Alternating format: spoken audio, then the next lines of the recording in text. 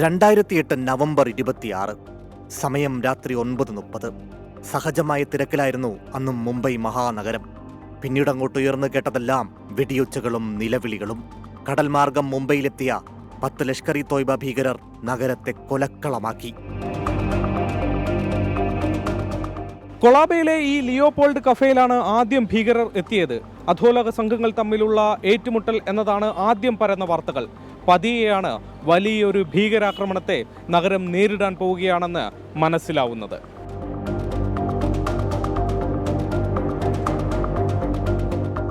ദക്ഷിണ മുംബൈയിലെ gate way of India, Taj Mahal palace, Chhatrapati Shivaji terminal, Nariman പോയിന്റിലെ ഒബ്രോയ് ട്രഡന്റ് ഹോട്ടൽ എന്നിവിടങ്ങളിൽ ഭീകരർ ആക്രമണം അഴിച്ചുവിട്ടു. വിദേശികളടക്കം കൊല്ലപ്പെട്ടത് 166 പേർ. 3 ദിവസം രാജ്യം ആശങ്കയുടെ മുൾമുനയിൽ നിന്നു. നവംബർ 29 രാവിലെ 8 മണിയോടെ ഏറ്റുമുട്ടൽ അവസാനിച്ചു. 9 ഭീകരരെ സൈന്യം വധിച്ചു. വെടിയുണ്ടകൾ ശരീരത്തിലൂടെ തുളച്ചു പായുമ്പോഴും കസബ് എന്ന കൊടും ഭീകരനെ പിടികൂടാൻ അവസാന നിമിഷവും പോരടിച്ച തുക്കാറാം ഓംബ്ലെ എന്ന പോലീസുകാരന്റെ പ്രതിമയാണ് ഗിർഗാവ് ചൗപ്പാട്ടിയിൽ ഈ കാണുന്നത്. തുക്കാറാമിനെ പോലെ ജീവൻ നൽകിയ നിരവധി യോദ്ധാക്കളുടെ ഓർമ്മ ദിവസം കൂടിയാണ് മറ്റൊരു നവംബർ 26.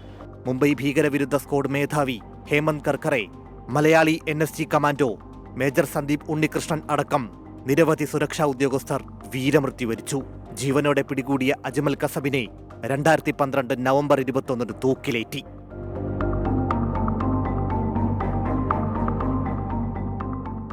കാലം ഇങ്ങനെ കടന്നു പോവുകയാണെങ്കിലും കൺമുന്നിൽ ചിതറി വീണ രക്തത്തിന്റെ ചുവപ്പ് മുംബൈ നഗരം ഇനിയും മറന്നിട്ടില്ല.